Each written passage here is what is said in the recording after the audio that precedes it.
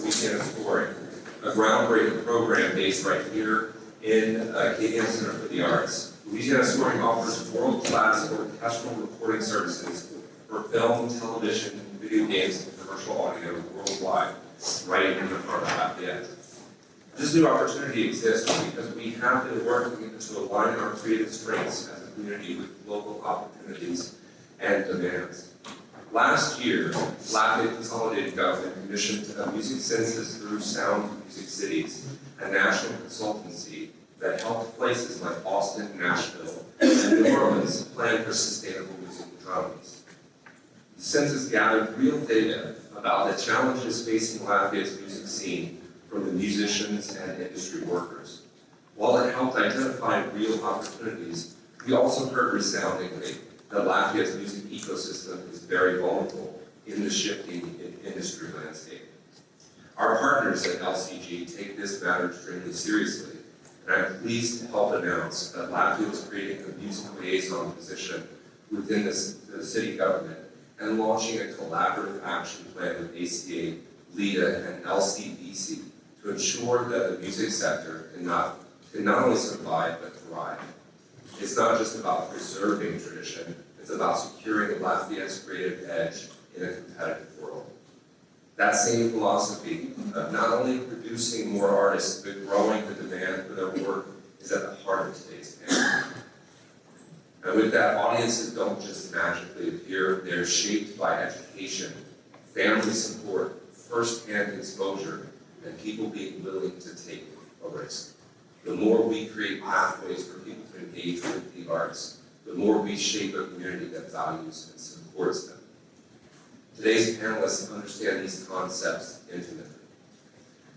Dr. Mark Rabalais, Associate Superintendent for the Lafayette Parish School System, is leading efforts to make creativity a part of daily classroom life, helping students grow not just academically, but into well-rounded adults who participate in and feed our culture. Carly Viator Corville, Marketing Director of Festival International de Louisiana, works year-round to grow one of the largest free international music festivals in the U.S., and it's based right here in Lafayette. For the past 40 years, they've been building an audience, one 5-day festival at a time.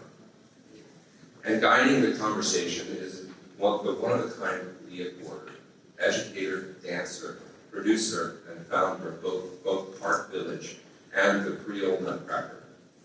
Leigha's work is a powerful example of how sustained education and empowerment can transform who feels invited not to just participate, but to lead in our community. You can read their full bios online on ACA's event page, or you can scan the QR code on the back of the printed schedule. Together, they'll explore what it takes to create and meet demand for the arts, and how we all benefit when more people have access to the life-changing power of creativity. And before we hand it over, we have one small request for you. At your seat, you will find a postcard. Before you leave today, take a moment to write down one personal commitment, however big or small, you can make to help grow demand for the arts in your life, your workplace, or your community. Then post your card on the commitment wall. In the coming weeks, we'll send it back to you as a reminder. You were here, you showed up, and you said yes to build something better through the arts. And with that, Leigha, take it away.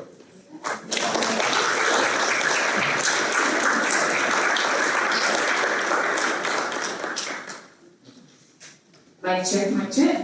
We're on. How's everybody doing today? Yeah. Thank you so much for that introduction. I'm super excited to be here with you all today. The two amazing panelists, Carly and Mark, both who are part of helping to shape the cultural fabric here at Acadiana. And thank you both for being here today. Today is all about meeting the moment. It's about taking a deeper look at understanding what our audiences need and what they want, and supplying them with resources that sometimes they don't even know that they need. And how institutions, educators, teachers, artists, organizations can really rise to the occasion to meet the needs of our community. And so today I'm going to guide us through some big idea questions And of course, at the end of the panel, we're gonna open it up to the audience to ask any questions, but we're gonna go ahead and get right into it. So I want to kick off and start off with a little bit of joy, a little bit of what's been working for you both. So my first question is, can you share a time when you or your organization offered something that truly surprised your audience, in a good way, of course? Maybe it was something that they didn't even know they wanted, but it turned out to be exactly what they needed. So surprisingly, the first thing that came to my mind with this question was during COVID. We had to shut down, cancel Festival International in 2020, and everyone's minds were just kind of spinning, and everyone felt scared and alone. And Festival, we decided to step up and not just call it quits for that year, but to provide something special for our community. And with that, we created virtual fests where people could tune in from home. And it was really special because it brought light and hope to people, as I mentioned, that were all alone and not allowed to even hang out. And the musicians that we were able to get on board for this were still able to be employed to create some income in a time when otherwise they couldn't. And they collaborated from different places around the world and created something to give people hope at home. And to me, that just really stood out as a way that we've been able to use what we worked so hard for so many years on with that network and the content that we pulled together, videos that AOC had filmed over the years, and just create something really special in the craziest time any of us have ever experienced. Mr. Mark? Thanks, Leigha. Sorry, teacher at heart, it's hard to talk with a microphone sometimes. Hi, y'all, Mark Rabalais, Leigha Parish. So I want to first of all thank y'all for having Leigha Parish here as part of this conversation. We have many wonderful partners. Acadiana Center for the Arts is one of them. So just super proud to be here to represent our public schools. So yeah, when thinking about this question, there's many different ways to kind of attack it. I guess the one thing that really stood out, similar to what Carly was just describing, it was coming out of COVID. We had some extra funds, we had some extra things that we were looking to do, just different, just to kind of really stretch our legs a little bit. And the one thing that's still kind of just that one thing is our partnership that we had with the Acadiana Symphony Orchestra. We had some partnerships and programs before, but this was different in that we looked for us guys, we always talk about achievement gaps, but the opportunity gap. Where was there a big opportunity gap that we were not addressing or filling that we could use the arts to kind of plan or put ourselves into? And when we thought about that, one of the biggest opportunity gaps was students from high poverty or at-risk homes having access to instruments, band, orchestra, violins, some of those more expensive instruments. And when we really started to think about that, that was our biggest aha as far as looking for opportunity, then access and engagement, right? How do we get those instruments, and then how do we engage them in that opportunity itself? So what we ended up doing was transportation for students to a site that would normally, and it was an after-school program that would normally participate. We were able to find scholarships to get them access to orchestra instruments and tap them into a teacher that we already had in our Arts Academy, and started to build off that idea. Guys, after about 2 or 3 years, what we started to see, students that would have never touched that instrument not only found their thing, right? Like as a parent, as a teacher, as an artist, that's all we were looking for, their thing. We found students that found their thing and actually applied, so this was elementary kids, 3rd, 4th, and 5th grade, applied to the middle school academy for the arts, and that was now their entry point to a whole new roadmap that 2 or 3 years prior was not even thought of by their parents, their community, or anyone close to them.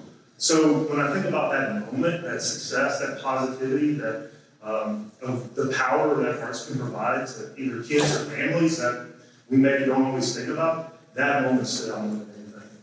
That's beautiful. And I think oftentimes, especially when it comes to COVID, in any kind of programming or anything around that, I feel like we have moments where the opportunities, we meet the opportunities, and it pushes us to approach the work differently. And so it pushes us to think about what are some things that we didn't implement before, what are some things that we can implement, and how can we approach the work a little differently. During that time, did it make you maybe think about moving forward, how you can approach your work differently at festival? Yeah, absolutely. I mean, one thing that really stood out was the new reach we were able to gain globally by going virtual. We had people tuning in and able to connect and enjoy this experience around the world, whether they were fans of the festival or friends of the bands or people that had just stumbled across what we were doing.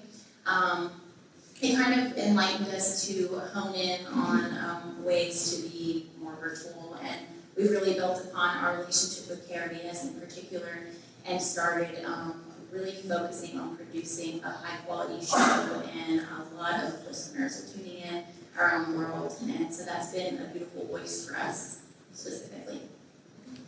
Mr. Mark? Yes, ma'am. Same thing. I think, coming out of that time, man, we were just talking about it. That was such a intense time to kind of come through. But I think it kind of forced your hand to recognize again the importance of opportunities in arts for kids. So often when we face those hardships, trials, tribulations, that's the first thing we start to cut, take away, go away from.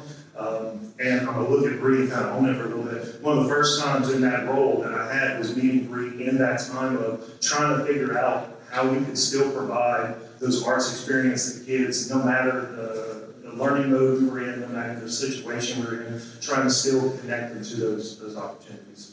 That's beautiful. Shout out to Ms. Bree. So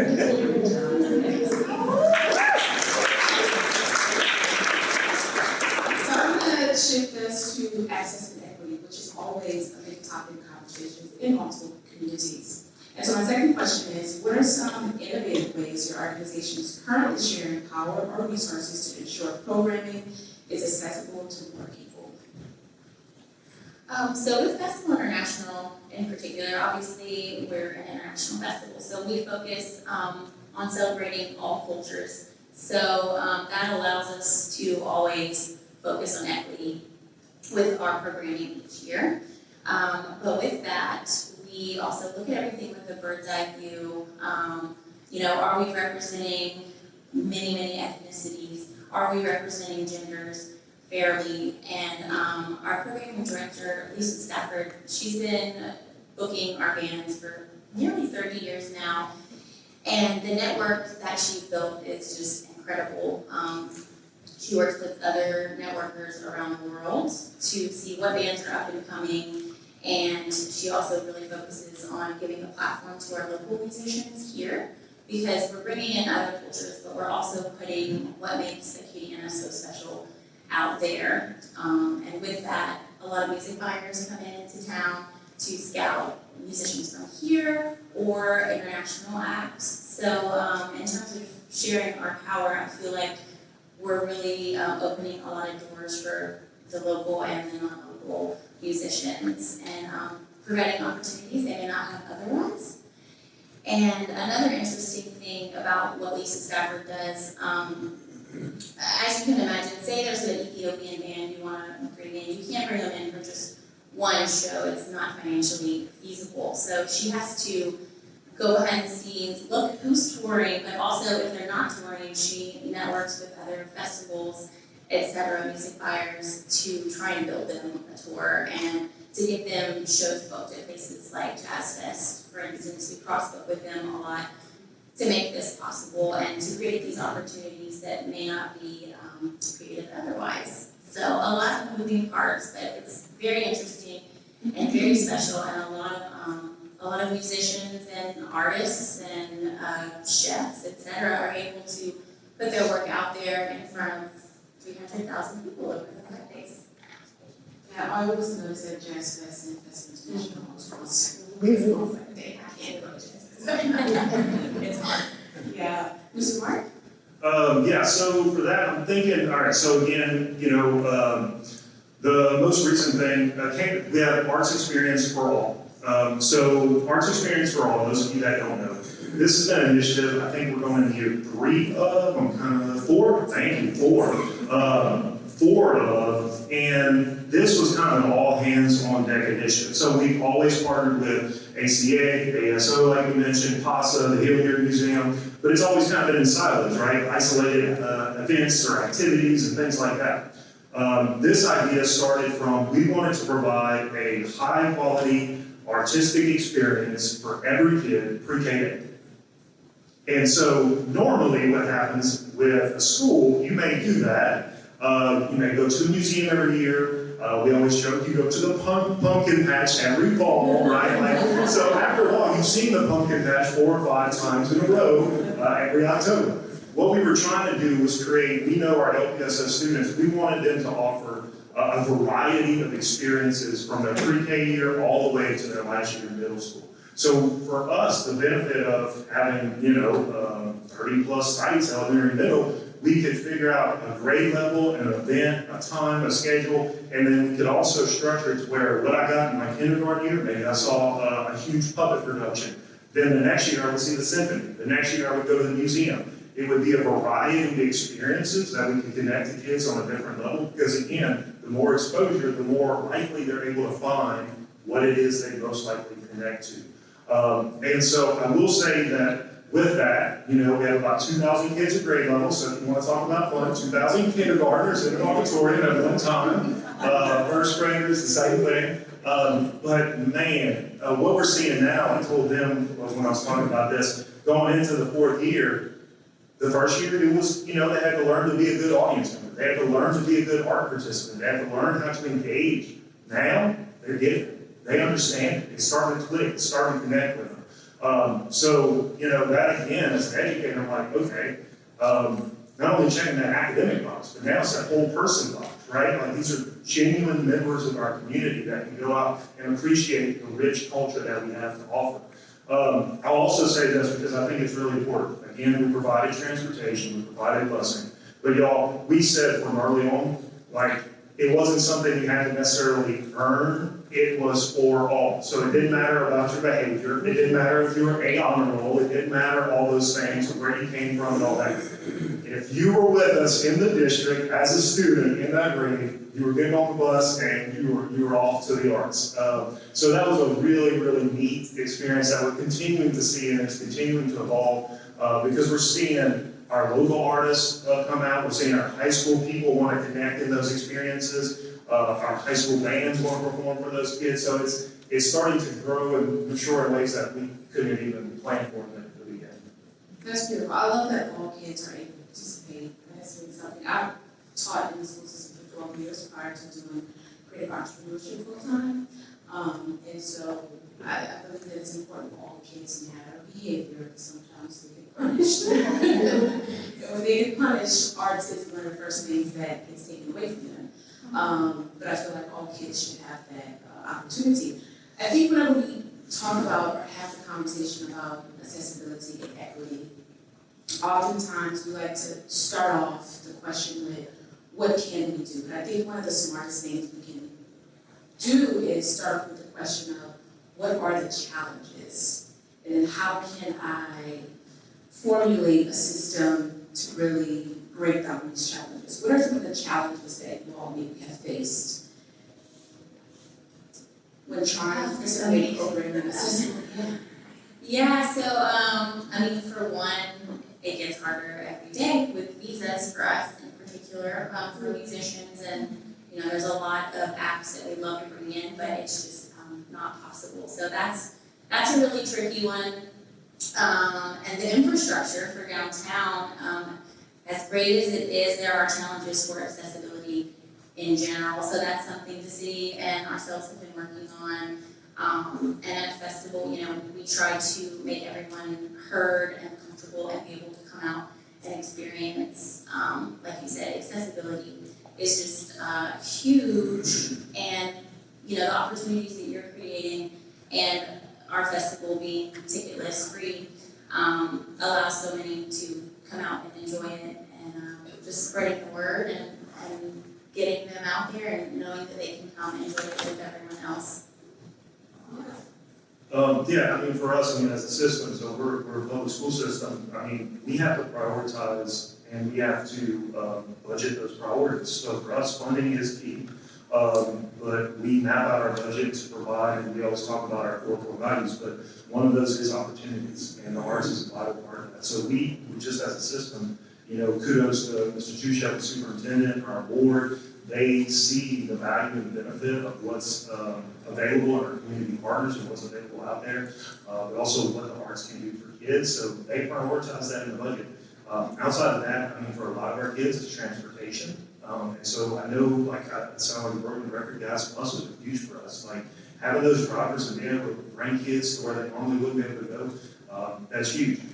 Parent and community support. Sometimes our students don't always have the support at home that or see the same priority in the arts that we may value and see. So educating our parents and our community on why it's good for them to go to these things and why they need to explore these options.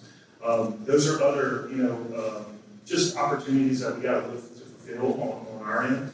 And then finally, I think it's just exploring that passion for what's there. Like I go back to you don't talk about cutting football in middle and high school, right? So like you should not talk about that same conversation when it gets down to elementary, middle with the arts. Like we just have to continue to have the conversation and what the arts can provide for kids and that educational moments. Well, I want to switch over to a little future-focused question. This is probably my favorite question. I want you to imagine that we have no budget limits. Favorite tape, right? No red tape. What is something bold or brand new that institutions in Acadiana could do to ensure more access and equitable arts is advanced in that community? No budget. Can you say anything? Yeah, there's no budget limit, no red tape. What is something bold or brand new that institutions in Acadiana could do to ensure more access and equitable arts? Again, the budget. That's a hard one. I mean, to me, the areas that we at Festival are looking to hone in on, the things exist, but if we had no budget, the options are endless, particularly with educational outreach and French language, preservation, education, artist residencies, really building upon that. We are looking to work with more organizations such as the Stafford Foundation and Love of People, for instance, to keep providing new opportunities to bring all of these opportunities to our community. So yeah, more music, more French, more creativity, and in particular, we're gonna have to pass the torch to the kiddos someday. So they're our future, and trying to keep them engaged with all of these great ways that Dr. Rabalais has been talking about. It's a great start in the right direction, and if we can just get that all that free money, I just can't even imagine what we could do. Yeah, the money's hard. That's a good question. It's a challenging question. So yeah, like I'm trying to think, one of the things that kind of started to brainstorm in my mind is it would be really, really cool if there was a performing arts center that was truly dedicated, I'm just gonna speak for kids. Like I know some states and others have almost amphitheaters or performing areas that is strictly dedicated to students and students' experiences, but it's centralized and it's accessible to any kid to go in there and perform. As an elementary principal and assistant principal, like when you wanted parents to show up, you would let their kid perform. Parents are excited to see their students perform, and I don't think that goes away in middle and high school either. They are excited to see their kids perform. So when I think about just perfect world, I think again, just any time that a kid can show what they're made of and put their arts on that stage, I think that's a beautiful thing. I love the idea you said too. I'm thinking adult mentors, artist mentors in our area. I think we have so many amazingly talented people. The more, because many of our kids, they just need someone to look up to. They need someone to mentor, just be a champion for them. An adult champion in the arts, that's pretty powerful. So if I'm thinking other people that we can connect to our schools and our students, I'm all for that also. Yeah, one of the reasons why this is my favorite question is because I feel like once we grow up, right, and we become full-time artists, or we are working in our business, we're entrepreneurs, we're working in different positions in different organizations and institutions, we forget to dream. We forget to really think about what are the things that could really make an impact. And sometimes, of course, in the real world, we would all love to have more budgets. We know that that's not always realistic, but it doesn't mean that we can't dream in a way that we don't have a budget. And we can use that dream, the things that we pull from that dream to continue to move the needle and move forward. So that's why that's one of my favorite questions. I do love that it talked about mentorship of other artists. I know that one thing that I feel like we are missing in our community, kids, of course, are our future. Kids are the individuals that we want to pour into, but I feel like we're missing this intergenerational aspect in our community when it comes to the arts. And seniors are one that are often left out of the conversation altogether. And so my next question is, what is one understated or overlooked group when it comes to arts engagement that you think we can serve better, who they are, and how can we serve them better? So something that we've been internally thinking about is creatives that aren't necessarily musicians or visual artists, but they're creative, they're great with their hands, and we've been building upon our relationship with Crew to Kanai in particular, as they have started working with us, popping up, doing street animation, which is still walkers, etc., that you see just pop up throughout festival and kind of surprise you and add this magical element to the adults and the children that are out and about. So building upon ways to get groups like that more hands-on and able to get out there, create their costumes, have some fun, and in addition to that, getting the children involved with the hands-on costume building, mask building, working with these creatives, and kind of giving them an outlet. I feel like that's something that's a bit overlooked. So we're looking into, we've applied for a grant recently, and opportunities to put more of our budget towards that area, particularly because next year is our 40th anniversary. And many people have said, we want to see more street animation, So we're listening up, and we're trying to give those artists some hands-on involvement at the festival as well. Sorry, y'all, I keep going back to, I'm just an educator, but for me, it's constantly going back to, there's certain subgroups we always talk about.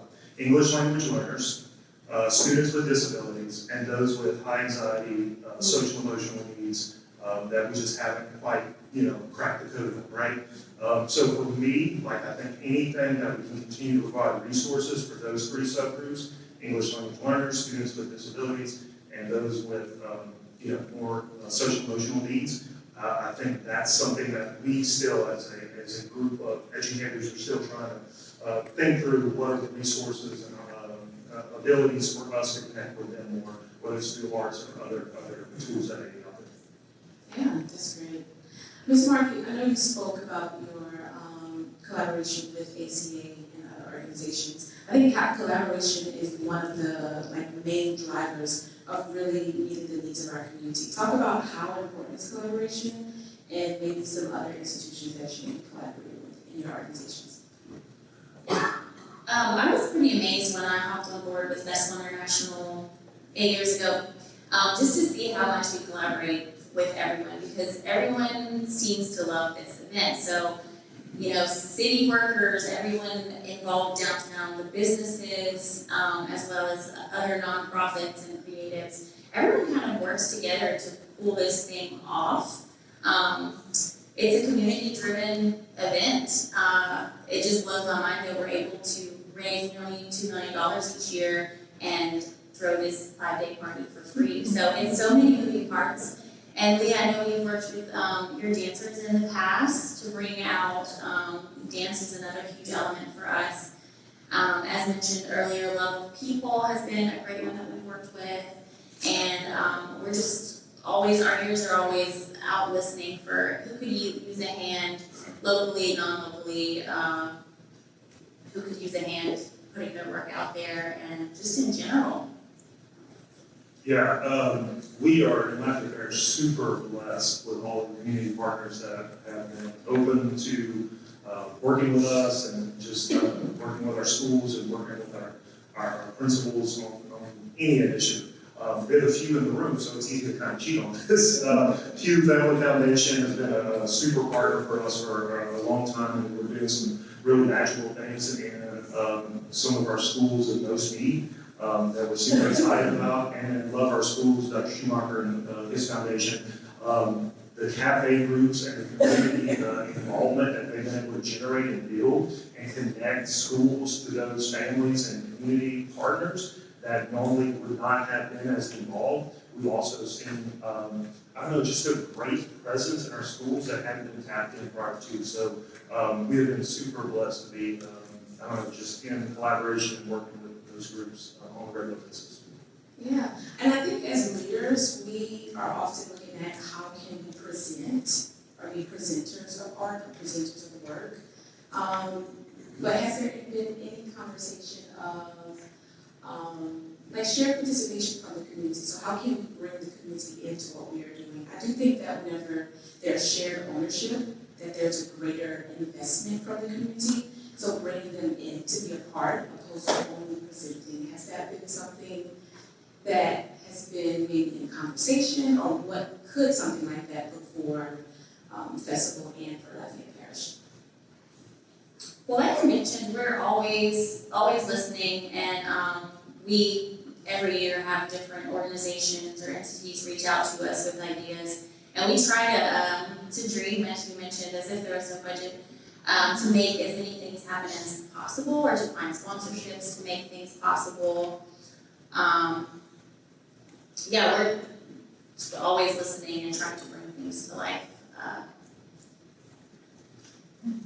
Yeah, I think that's something that we're constantly reflecting on is we've got a lot of great community partners and a lot of stakeholders that want to involve themselves in the school and be partners with the school. We as a public school system, we have to find better ways or more ways to get back to those same communities. And I think, when we truly talk about a partnership, it's a two-way street, right? And then sometimes, and I'm guilty of this as well. What can you do for my school? But then I don't finish that conversation. And then what? And then what can we do for you and your community and outreach? I think going back to the arts, I think there's a ton of opportunity there to highlight our artists or to use our artists, our students, our talented faculty to maybe be a part of and give back to our community and stakeholders on the other side too. So it is definitely a balancing act that we're still trying to work on, but one that we 100% dedicated to. Sure. So next we're going to do a little what I call vision casting. And what does a thriving, demand-driven, inclusive arts ecosystem in Acadiana look like in 10 years? Like I said earlier, I feel like we're moving in a great direction. For us, getting the kids involved more, as I said, keeping the French moving, collaboration between international artists and here locally, bringing them in to work on projects with us. I personally am in it for the long haul with Festival, as most of our staff has been with us for like 30 years, which is really impressive. We're always looking to keep on climbing and help our artists and musicians keep climbing too. All right, so from the academic and educational side, I'm going to use Ms. Thibodeau's kind of feedback on some of this, but when we really think about arts and just academics and education, like it would be really nice to see a seamless integration, arts integrated movement happen somehow, some way more. The state does not necessarily recognize the power of the arts and accountability that we live and breathe all the time in schools doesn't necessarily find its footing in those artistic experiences. And that's unfortunate because then a lot of districts don't really focus on that the way they necessarily may want to or need to. So I do hope that at some point the state, the district, us, we find a way to continue to integrate. And so it's not just arts in isolation, it's art integrated in some of the day-to-day works. And happenings there. And then the other thing is, you know, we've had the conversation before, that our kids stay here and they're able to thrive here in what they do. So after they graduate, we would love for them to stay in our community and continue to, and it doesn't matter if you're an engineer that paints or a painter that does engineering, however you need to define yourself, like that we find a way to keep those kids, those innovators here for our community and and just for our better well-being. Thank you so much. I'm curious here, we're gonna go to the audience now. And I wanna give that question to the audience. What does a demand-driven and thriving inclusive arts ecosystem in Acadiana look like in 10 years? Who's leading? What's different? And what role does the next generation play?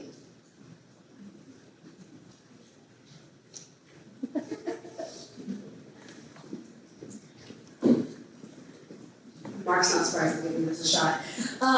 So hi everybody, so I'm Maggie with Acadiana, and for us, I think it's how do we help to increase the value of the arts, I think, in other industries besides creative roles. And so what I would actually love to see is a lot more of a talk about the transferable skills and professional skills and career identity that is fostered explicitly in arts programs. Like I will hire a theater major for pretty much anything because I know as an employer in manufacturing, in healthcare, whatever, that they're going to figure it out. They understand communication, they understand project management, they understand all of these other things. They can swing a hammer, they can run electrical, like, you know, it's these are people you want, right? They're gonna show up on time, they're gonna communicate, which is the number one thing that most of our employers tell us in our industry roundtables regarding it. So what I would love to see is that how do we help to improve the fluency of our other employers to be thinking about our arts classes, not just for those creative skills like marketing, which is what I usually hear is, oh yeah, there's marketing jobs in manufacturing, right? But it's also about that I want them as the project manager on the line for those manufacturing jobs. I want in healthcare and innovation that being the same sort of conversation, that these are the people who, these are the very classes that are creating those transferable skills that you keep saying that you want, but you keep shutting out every time the economy doesn't allow us to.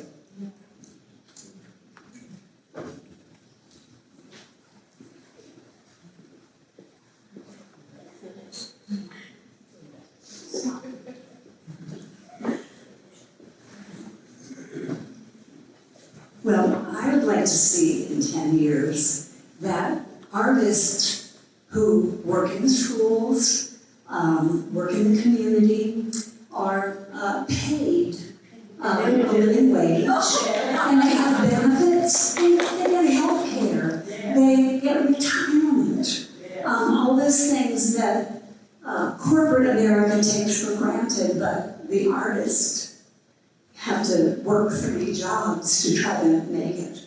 And so in 10 years, they will all be gainfully employed, and then they will stay here in our community. That's a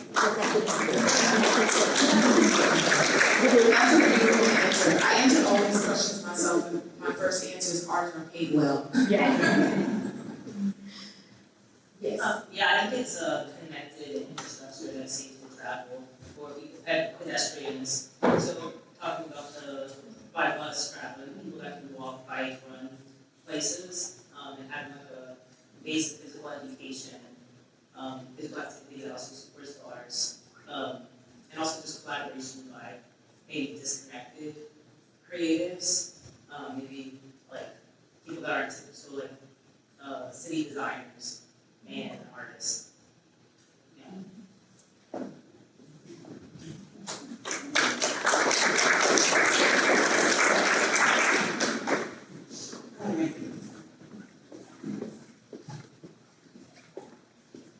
Hi, my name is Grace Hamilton Beefield. I own Hamilton Academy of the Arts. School at Leigha trained at. And graduate program. And graduated from. I think pathway. I think there needs to be a pathway for kids from preschool and a connectivity with the school system.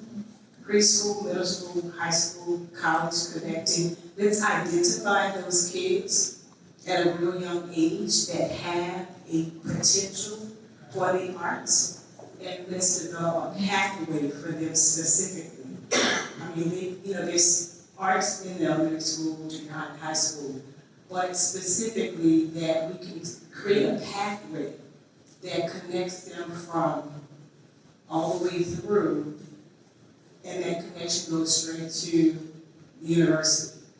I sit on the advisory board for the UL College of the Arts, and so we're always talking about how can we collaborate more with the community and reach out, take our artists that are becoming professional artists through the college system and give back to the community. How can we tie all of that together?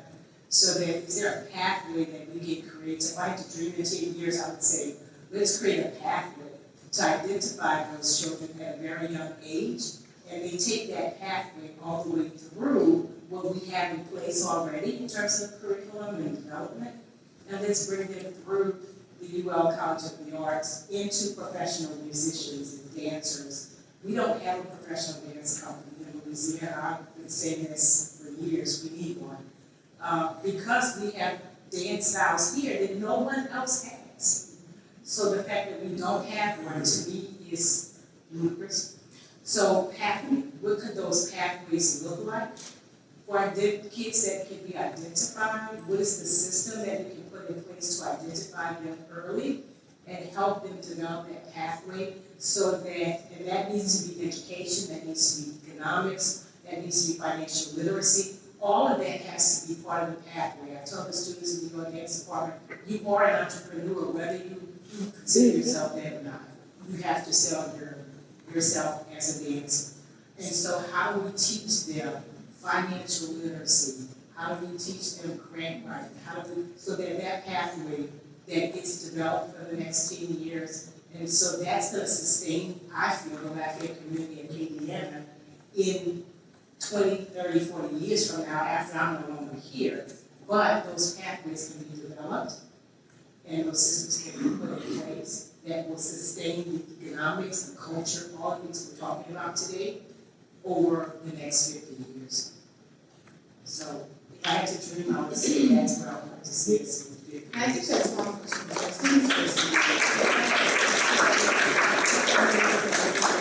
I think there's so much power in that, and I think collaboration is where that happens, being intentional about who are coming together, who are the people at the table to make that happen. But I think there's so much power in creating a pathway for our kids to really know that entrepreneurship or being an artist as a full-time individual is possible, because most of our kids don't think it's possible. Even when we are allowing them to take classes and view performances, they're still not seeing what they do as an opportunity to make a living and a career out of it. So how do we create that for them? How do we create that world where they feel like this is something that I can actually do? And I know that when I graduate, I'm gonna get paid well, I'm gonna have insurance, I'm gonna have 401k, I'm gonna have all of that. And I do think that a space like this, a symposium where everybody is here, that conversation is where it starts, so we can figure out how we intentionally create that pathway. Thank you, Ms. Grace. I want to add to that, and something Sue was talked about twice.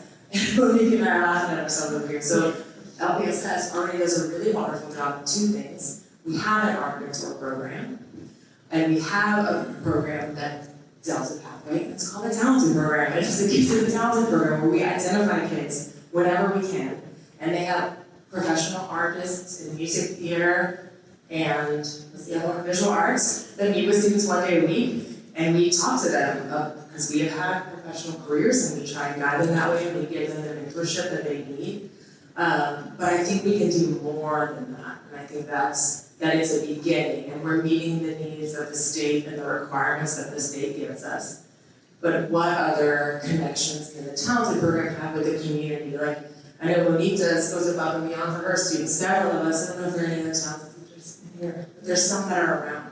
But that's exactly what we do, and I think it's a start. And I think the problem is that there are teachers in our district, and there are people in our community that don't even know that that program exists. And so I think if more of the community knew that we have this program, what a great way for us to get those people in and then give the talent of our students back to the community. So anyway, sorry. Thank you for that.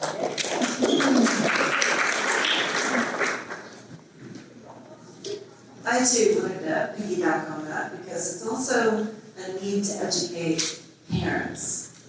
Parents aren't going to necessarily allow a child who says, I'm gonna be an artist, or I'm gonna be a musician. They're all like, oh no, you're living on the road, trying to sell their wares. And so I think it also has to be a thing, first of all, like you're saying, it has to be available. But then we've got to educate parents, because parents are the ones that afford their children the opportunities to do these things. We need to get parents to allow their children to be influenced by other amazing adults and be mentored by people other than just themselves. Yeah, parents are always, that's the tough part. That is really tough, yes. Hi, Jennifer. I teach at one of the performing arts schools here in Lafayette. So because I'm at the high school level, I eat, breathe, university, college connections.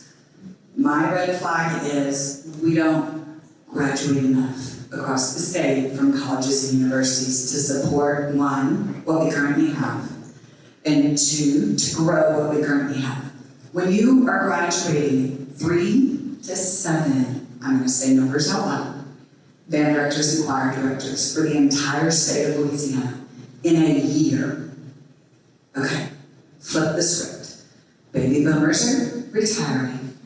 My generation is getting close. And then we have Gen Z. Okay, again, you just graduated 3 to 7 teachers for the entire state of Louisiana. The math ain't mathing. We're not making it up to the top. We've spoken about the funnel. And we're not going from the top down. So if we're gonna be proactive, bottom up, we have to be proactive, top down. And my babies are doing the auditions and getting there. But I am one human being in one program.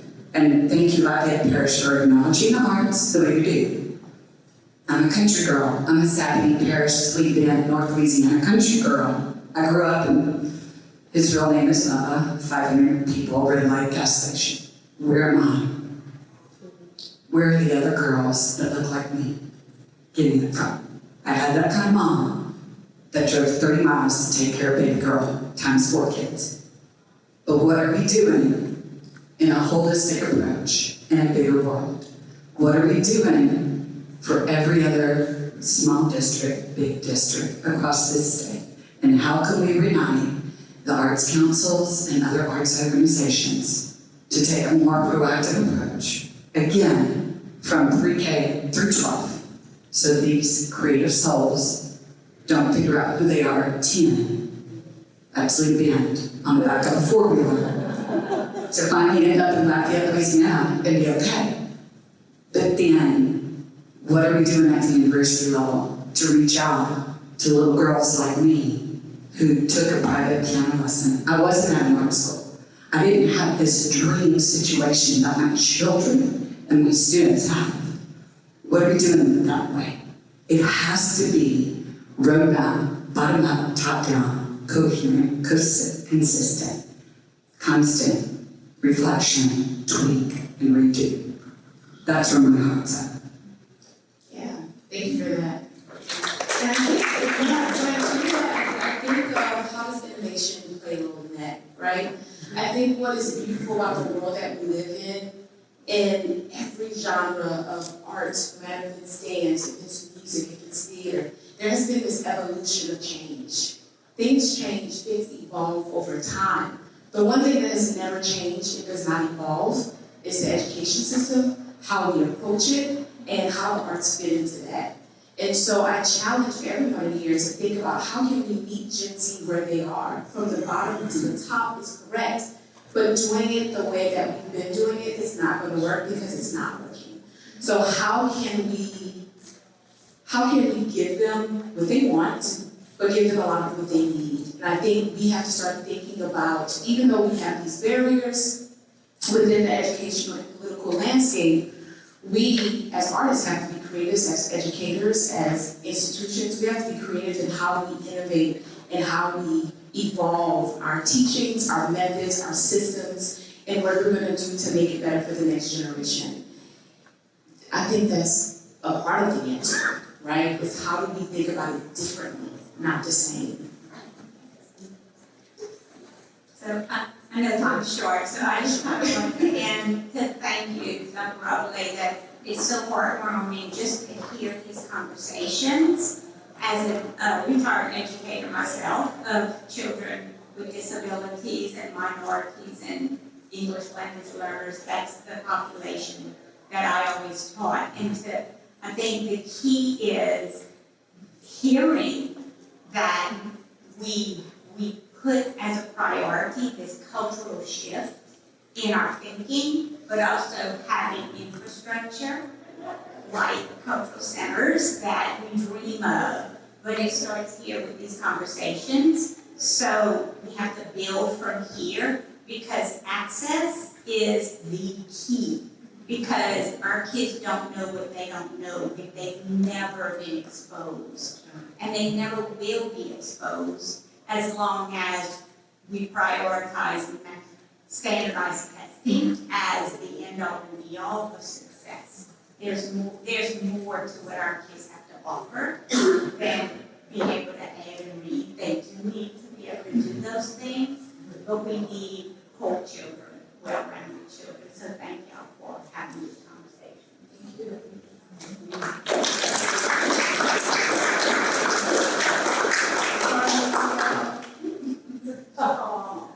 Thank you all. I think we are at our time. Yes, thank you all so very much for joining us for this conversation. We hope that you pulled some nuggets from this conversation, this panel. Thank you, Carly. Thank you, Mark. Appreciate